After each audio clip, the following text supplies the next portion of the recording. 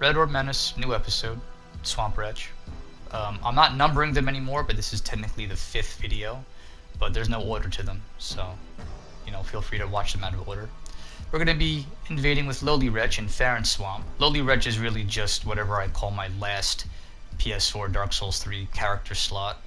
I tend to change them very often. The only real characteristic that's important is his lips, his stained, ugly, addict's lips from all the purple moss he consumes, trudging through the swamps of Farron. Now I love Farron Swamp. I know a lot of players hate it, but I think this is a very, very important part of the game. This is really where the Dark Souls thing starts to happen for people who are getting into Dark Souls 3 for the first time. This is where the baby fad of their starter classes starts to fall to the wayside, and they start developing into that Fallen Knight character they were destined to be. Nah, I'm just playing. Or am I? I used the first couple of these invasions to get back into the swing of things. I haven't really invaded in Farron Swamp in a while. And if you're looking for some more direct combat videos, this isn't exactly what I do in Farron Swamp. I feel as if this area offers a lot in the way of passive invasions. And what I mean by passive invasions is maybe I don't always directly hunt the party necessarily. In some cases I do. I want to be clear though, I don't mean passive invasion as in combat style. I mean passive invading due to the area that I'm in. Now this first clip you see here is one of the older ones I took as Lowly Wretch. A lot of this was me getting my bearings, learning how to blend into the environment again, finding the right bushes, finding the right choke points. I used this particular questing party as practice, so I was spending a lot of time in this particular world just observing, staying ahead of the party, staying behind the party, seeing if they'd run past me and notice me. And for the most part they didn't, all the way up to the near end of the level, which is when I chose to make my move. These two guys aggro the Dark Graves, which are a great choke point if you're choosing an ambush position, which works out in my favor right here. There's just one enemy too many for them to deal with, and the host is not minding this health. And since they were unable to get to the bonfire, they'll have to come back here and go through the Dark Graves again. I think a lot of this area is about that for me as a passive invader in Farron, is keeping the host from making too much progress. Now this is an example of a bad spawn. This almost never happens. You're always going to be away from the group. And I was so surprised that I forgot to switch out my millwood. I thought I had my other weapon equipped. So this beginning is a very messy display for me. Just getting my bearings and, keeping myself cool. Now, if these guys, or if you're invading someone over here and they killed that crystal lizard, they usually won't go to the gates to fight the Black Knight unless they have no idea you're near them. And if they do decide to aggro that Black Knight, that's a great spot to go. There's also a chance that you can.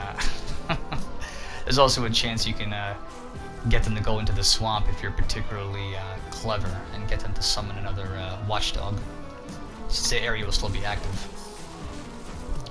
But this is a particularly bad spot for me, so I choose to opt out by the window here, where the hollow gem is, and I roll a few times to avoid getting plunged.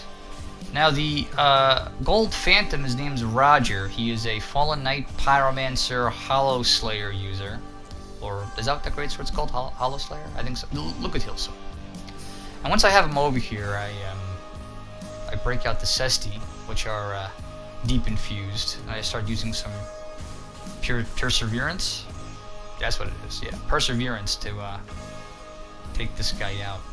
Now I like this little spot. There's a little tree here. This is where Yellowfinger normally spawns, because these guys don't have a dried finger going. Good game. Because they don't have a dried finger going, there's no chance Yellowfinger will appear. Later in the invasion, I encounter a party that was dry fingering.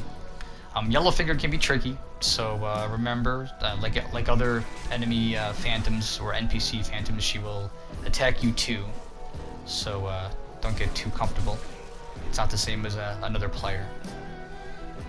And Yeah, I broke out the club on this cleric since the SSD weren't working, and that did the job. My club versus mace.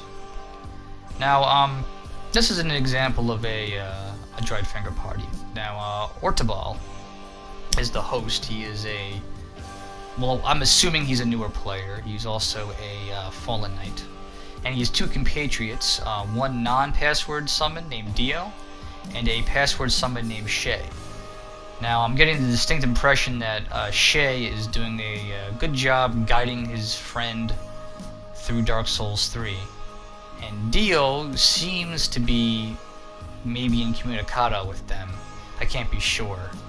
Dio is not password enabled, but I observed this group stopping at bonfires, pardon me, and sending people home for assist replenishment, and they were immediately resummoned. So I get myself to a nice little nook over here, and I wait for an opportunity to get the host. And at this point, he's in the cave over there with the tome.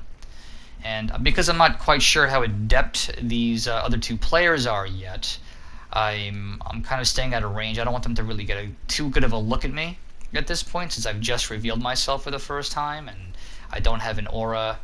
They don't really know exactly what I'm wearing unless they're angling their cameras up. And because they're not running off to the big doors, which at this point these guys have opened, I'm able to stick around a little bit and pelt them with millwood arrows. Now, this is a pretty good choke point. I have full control over the situation, so long as they don't grow a brain and decide to run towards the the doors and ambush me. I expect Shay to take point on this, since he's the password summon and he's clearly got all the souped up gear, but I think they're doing something else. I think they're really just hoping that I hop down and engage them directly, which of course I have no intention of doing. So I break out the black fire bombs to soak up damage, and they don't really make an effort to move on me here. This is usually not what happens. Usually I'll have players who do a good job firing back with their own projectiles.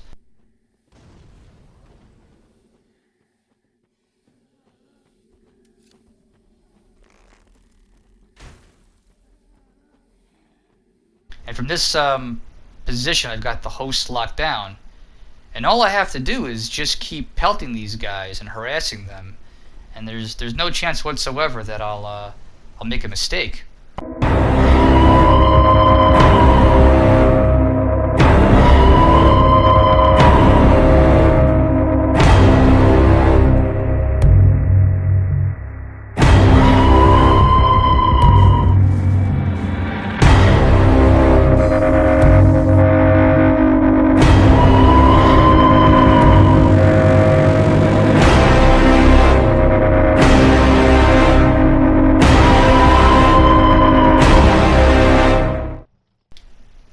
There's a happy ending to this story. These guys had the Droid Finger going, if you recall, so I get right on back into the game, and Archibald, a little more emboldened this time, probably didn't enjoy all the millwood arrow pelts, comes at me, and I'm able to get a victory on my second return. It's a good game, guys. That was a fun one. Now my next host is named Zion. This one was interesting. I had no idea where Zion was. I ran around, I checked the progress, I checked the bonfires, I checked the torches to see what had been snuffed and what hadn't. A lot of the enemies in this area are still in idle mode. And after doing a circuit, I returned to the beginning of the level, hoping that maybe this was a bonfire dwelling host too nervous to progress with an invader in their midst. And as I moved forth towards the first bonfire, a blue Phantom entered the game, so I had to change my plan a little bit. Now Samael, the Fallen Knight Blue Sentinel, enters the game. At this point, I still have no idea where Zion is. Sometimes hosts get motivated to reveal themselves once a ally shows up, like a blue or another summon. So I'm banking on that, and I go for an ambush spot behind the torch here, but Samael actually runs past the enemies while I'm changing inventory. So I go down the path, I end up running right into him, and we engage in a little bit of a skirmish, the two of us. Now while I'm messing around with the the blue sentinel using my Cesti with the deep infusion, which is was my go-to. Why don't you take a quick look at the border there? Do you see that? Zion was running around by the Dark Wraith this whole time, and I'm so concentrated on the blue, I'm not ready for a rapier player in the back. I think Zion was as mystified by that victory as I was. So it's a good game, Zion. You out-hid me. Now these guys, Sir Asterisk, because his name was censored, and his gold password buddy Bellatrix. Now pay attention to our host here, Sir Asterisk. He seems to be wearing Ring City gear, and this is a situation of a Dark Souls enthusiast trying to get his friend into the game, doing a bunch of drop-down gear to make them feel really strong and powerful, and then busting the face of all the enemies of the game for a really, really fun playthrough, I can only imagine. So, I'm keen to break this one up just on general principle. So I break out the Zweihander for this venture. Seems like a good pick. The host is blocking a lot. It is very obviously a new player, but I'm not ready for the password summons scythe there, the Frida scythe. I almost get myself into a serious predicament right away, and I'm panicking so hard I grabbed the wrong item. I actually used the moss instead of healing, and just like that, I'm 2 Estus down into a 2v1. Now, I usually don't have a lot of problem with the Frida scythe. I don't know how other players handle it normally. I don't see it this low level too often, unless it is a password phantom, and then in which case they usually do have it.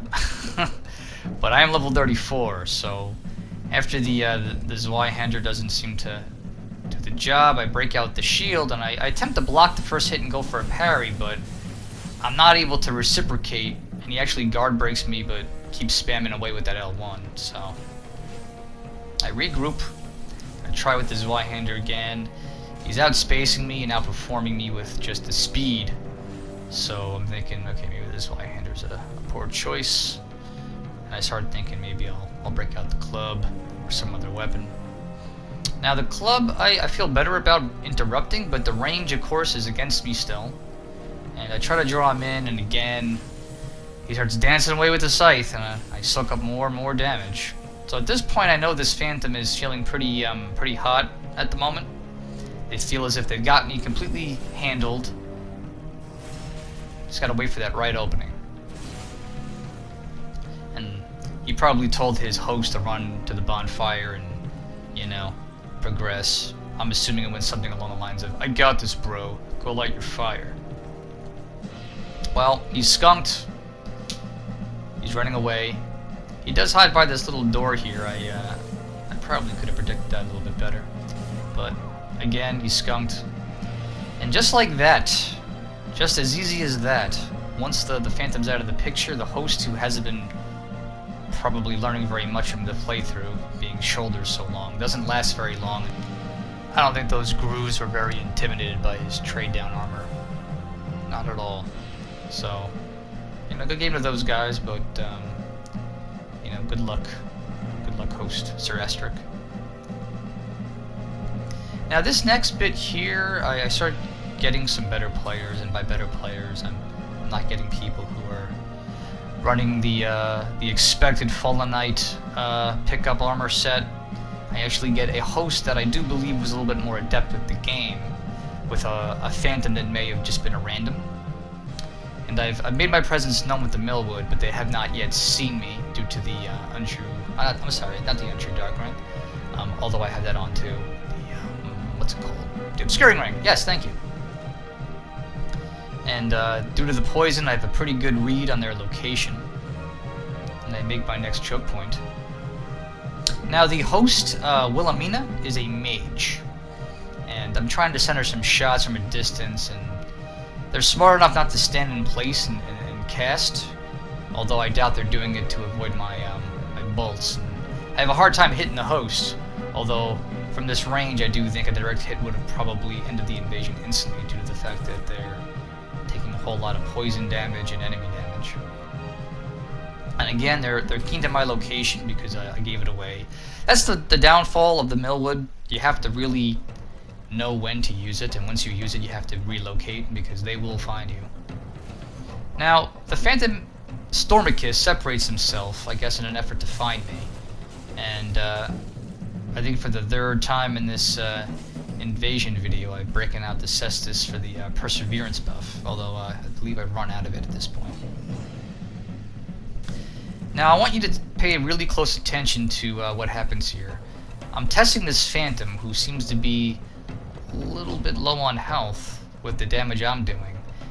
And I allow myself, well, not really allow myself, but I take a hit from the Greatsword. I want you to see the fire effect. Yes, that is a fire-infused Greatsword. This player has infused their Greatsword with fire. And again, the hammer beats Greatsword so long as I swing first. And I do very, very good damage with a heavy +3 club against that player. They did not have a lot of vigor, I do not think. Now again, this player, this host, this Wilhelmina, I do believe they're a little bit wiser to the game.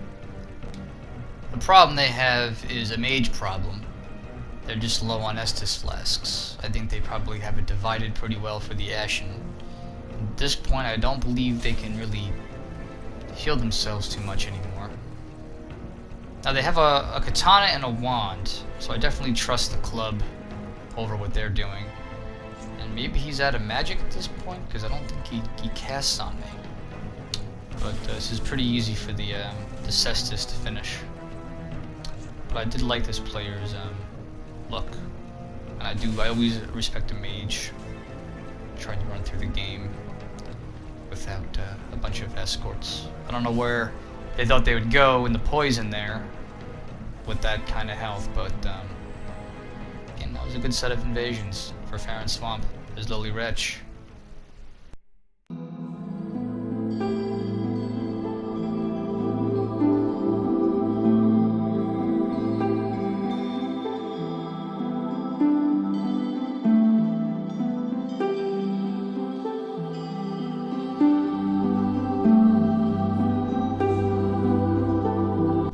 Alright, so the build is pretty simple. Level 34 at +3 reinforcement for the weapons. That's my ideal range for Farron. I feel as if this area of the game, that's probably about perfect. That's usually where I'd be if I was attempting to do some forest summons or fight clubs or what have you. And by the forest, I mean the Road to Sacrifices area. But I do feel as if this range works just fine for Farron as well. Sometimes you'll have people down here who are a little bit higher because they've been through the cathedral perhaps, but I do feel as if you're typically going to be in range, and if they're a little bit stronger than me, I'm okay with that. So 30 is really just there so I can use a variety of weapons that are great for this area, including the Millwood bow. That's why my dexterity is at 12. I do believe this was the character that started as a knight, but as I look at my attunement, I think maybe that could be false. I think maybe this was a warrior to begin with. I think I had to up my dexterity somewhat, but it's funny how you forget the little details. But basically, the attunement being low leads me to believe this was a warrior originally, and I had to increase my dexterity. But I think a knight would have been a good choice too, simply because you start at 12 dexterity, I believe. But anyway, it's moot. Yeah, you know what? Now that I'm looking at the luck at 11, this was probably a warrior. But yeah, so hammers was the main focus, I think. For going into the equipment, you'll see I've got the Millwood bow with +1, which is +2. I'll tell you, the pickaxe with the thrust damage counter with a Leo ring, which I didn't, I have, but I didn't use. It would have been pretty good. The club was one of my major weapons. I don't really think I was able to show you a whole lot here with some of these, and a lot of it was just because these are all situational.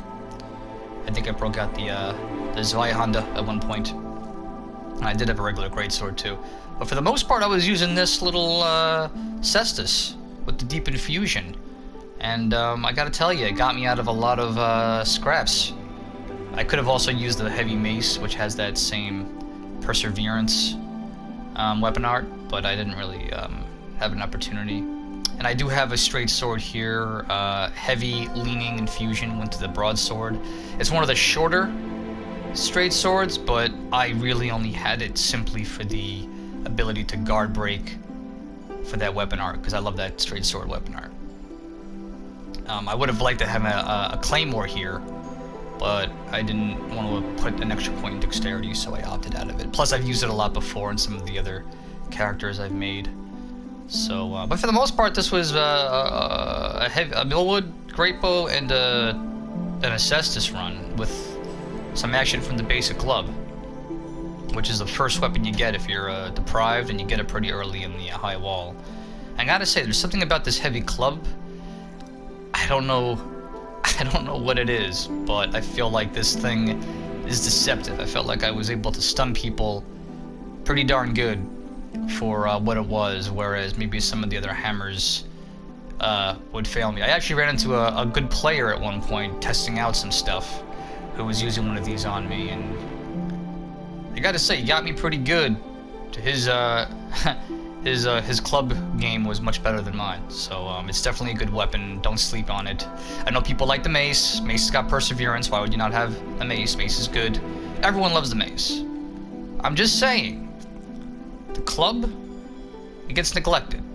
Don't neglect it. It's got Warcry. People are very 50-50 about Warcry, especially for a smaller weapon with the reach. But the moveset on some of the R2s is weird, but it feels as if the stagger is comparable to the mace, and on occasion I feel as if there have been situations where I've definitely caused more stagger than I was anticipating over some of the other small hammers. But I include the reinforced club in this, which I had also. I probably should have been using this one over the club, since technically speaking at this reinforcement and level it's slightly stronger. It does weigh more. Not that that was really an issue for me, but it does weigh more. And does do bleed. So it's great to use on Dancer. But yeah, I didn't really use it. I didn't really use anything else. I don't even know why there's a longbow here. I think I was trying something out. I have my iron shield, my favorite iron shield for parries. It's just a shield I use. And it's simple infused, because so much of this invasion area is about patience. Let me show you some stuff. So, I cleared out some of the sluggos, just so I could show you some stuff. This is a great ambush spot right here. And I definitely think you should invest in a curl up. Without the invasion glow, and with my slumbering dragon crest ring, and untrue dark ring, and the obscuring ring, which is my character's main ring spread with the prisoner's chain. This is a perfect place for hide and seek.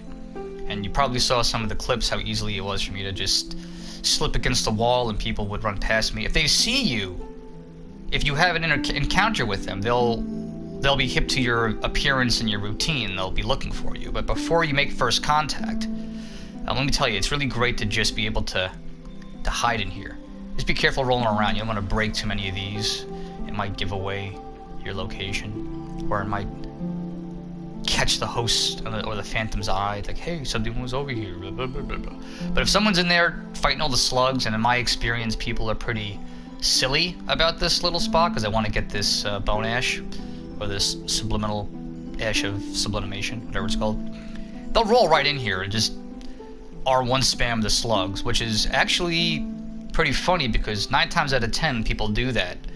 The slugs, they're surprising in numbers, and they will take out half your health bar pretty quick, and they stun you no matter what you're wearing. I've watched, you know, fully clad Havel password bros roll in here, and they roll in here and the slugs just start stabbing them all like, you know, the Roman Senate stabbed Julius Caesar to death. You know, he just was taking it, and I was able to uncurl from my little hiding spot, and let me tell you, when someone's distracted in here, they won't know what that is, and yeah, Yeah, it's a very good ambush. You could also very easily break out fire bombs. They're good too. But just be careful. Whenever you reveal yourself in this area, that's really the trick. Whenever you choose to reveal yourself, that's when the dynamic of how you're going to invade in here changes dramatically. Once they have a handle on what you're doing, they'll change how they're probably approaching the area. In fact, so many people are nervous about getting invaded in here, and I think I mentioned this in the video. You'll run into so many stalemates, you'll run into so many people who will just hide at a bonfire. You'll probably even get a lot of people disconnecting on you. The area is so vast, people want to get through here pretty quick. So just be aware too, if you're hiding out for too long and you're forcing a stalemate of your own terms, don't be surprised if people give it right back to you, or they disconnect, especially if you're on PlayStation. This is important too, okay? I don't care what you're doing. If you're choosing to invade in here, the most important thing, listen to me, the most important thing that you have to do as an invader in the Farron Swamp, you have to manage your poison meter, okay? Look at this outfit I'm wearing. This is not an accident, okay? You might think, oh, I wanted the funny villager look. Okay, yes, maybe, 30%, yes. This set has fantastic poison resistance. Now, what does that mean? That means I can be out in the swamp water longer while that meter runs before I have to use one of these, okay? You never want that meter to fill, no matter what you're doing. You want to move around the swamp unnoticed by the questing party, and you want to be able to just down as many of these purple mosses as you can as you traverse and make sure your meter never fills. Why do you want to make sure that? The second your meter fills, you broadcast your health bar. It doesn't matter where you are. It doesn't matter where they are.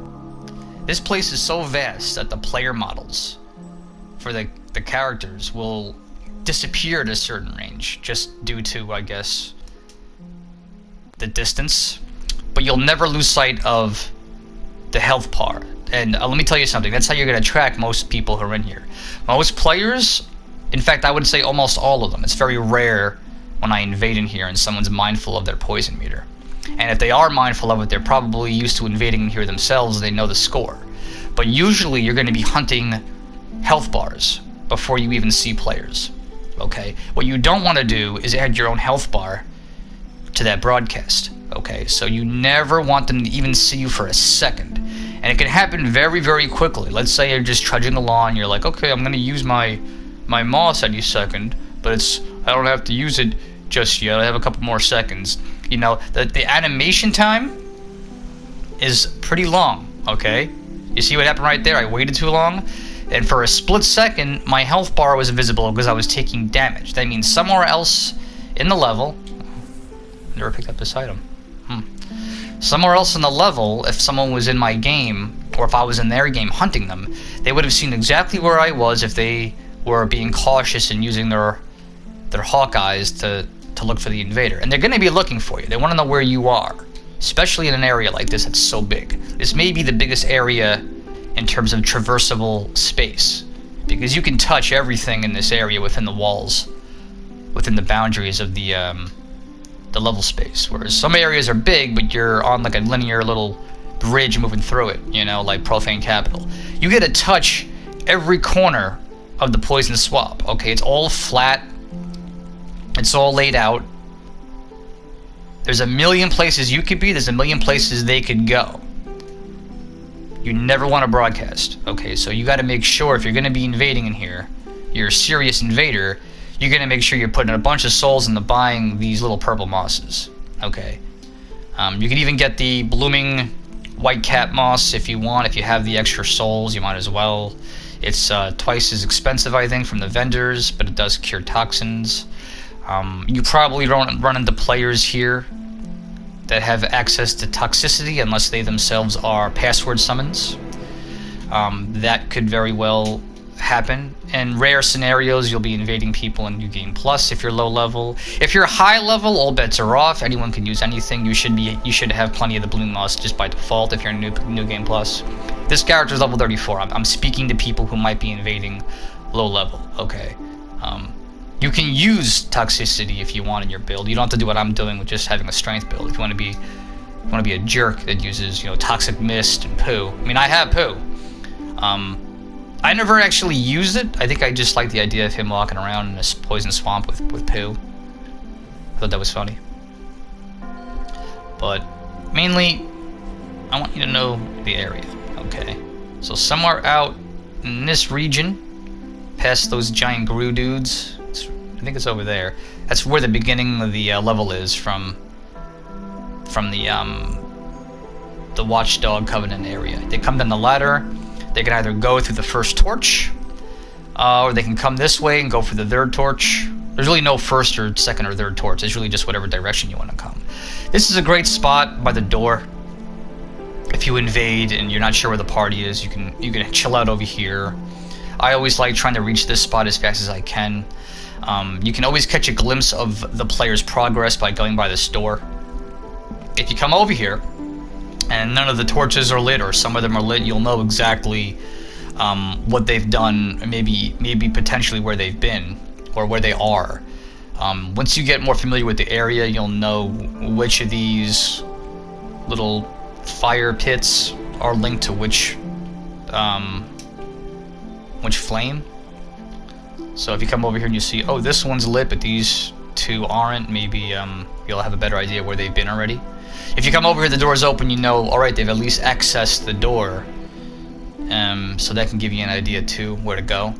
So this is always my first stop. If I can get over here first, I'll know what's happening. Sometimes you're not going to have an opportunity, you'll spawn really far away. Just try to get towards the nearest of the three torches and see if it's been doused or not. If it's been doused, you know you can probably move on. In my experience, if the very first one, and I call it the first one because it's closest to the first bonfire of the area, which is somewhere out yonder. If it's doused, that probably means they're taking a normal route. If it's not doused, it doesn't mean they haven't touched the area yet. If it's not doused, I would always check that first bonfire room. Some players get invaded and they just either chill out in there, or in some cases they'll run back into the Farron Woods with the Crabos, and maybe they'll beeline it towards the other boss and try to expel you from the level. I've had that happen. Sometimes you'll get people that early in the area who are hosting a gank in the forest area, and you might get them on the tail end of them taking the ladder down to light a fire. I've done that too, where I've invaded and gotten one of those parties that weren't intending to play this area, which is kind of interesting when that happens. It's a great area if you're a Mad Phantom too, if you don't want to commit to a full endeavor, as long as you pick off a Phantom or two, or whatever the situation is with the host. You can get a bone vertebra probably pretty easy, since it's easy to ambush in here. That's really why I love it. There's just they'll never know when you're ready to attack, and while they might be on guard the whole time, you can always count on that first ambush, that first surprise attack being glorious, so long as you don't mess it up. Most players go to the last flame last. They go to the third one over here last, is what I meant to say. The one by Yellowfinger's second spawn. And a lot of that is because it's got a lot of the big grooves near it. It's got the curse frogs, the basiliscians, they're over there. And of course the invasion spot. So I think that's why that's usually last. Some players will come to this ladder and they'll hole up there if you invade them, and they'll either wait up there for you to take the ladder, or they'll go up and deal with the stray demon area.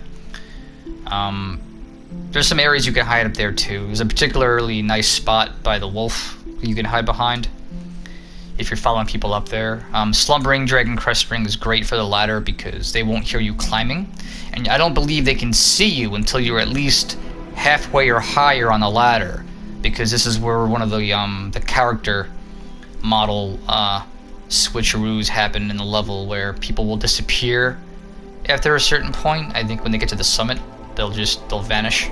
So if they're looking down from the top, they won't see you if you're right here, unless you're making a point of yourself. But just be ready for that. People like to hole up there. It's what probably the safest area in the level for a host who does not want to fight an invader around poison. And people will hole up there. I remember when I was invading in here about 2 years ago, when I first got into the Millwood Bow, most of the holdups with stalemates included a party that was up on top of that ladder. So just be ready for that. This particular spot, this other torch spot, which is I call the second one, it's usually the second one people hit. Depending on the direction they're coming, this could be a good ambush zone too. I've noticed that players typically don't keep aware of the sides over here, or if they're looking for you, they might run around. These grooves in particular, over here, they'll have their back to the party when they chill over here, so you could probably use them to your advantage if they're aggroing. There's also a really powerful groove down the way between the first and second marker, or the first and second torch. That's a great ambush spot as well. Those guys can pretty much kill a host or a phantom rather easily, since they're difficult enemies to fight and they're awkward. And even in 2019, I've seen, you know, password summons decked out in high-level equipment, you know, who are probably multiple hundreds of levels high in soul level, get grabbed and wrecked by those things. So, you know, just use the environment. Once they get past that door, though, you got to be a little bit more devoted to the invasion on the normal terms. Once they get past this, they have no reason to go back here unless there's some other thing they're going for. You know, sometimes a password buddy-led questing party will revert back to clean out the rest of the area. I've seen it happen. You can't count on that. If this door is opened, you should be through it before the party. Not every player will dispatch these Corvian guys correctly. And I've seen a lot of groups just try to fight them all. Now I gotta get out of here, because they're gonna kill me. They stopped? I think they stopped. Oh god.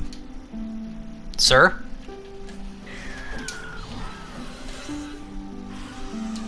Look what I've done. Well, that's basically it, folks. Level 34 plus 3. I'm going to attempt to fight these guys and not die. But yeah, thanks for watching. This was a fun one. I'm going to do a few more. Oh, ow, ow, stop. That's not what it is. Alright. That's death. That's death. That's death. Nope, I'm alive. Ugh! But yeah, I'm not going to number them anymore.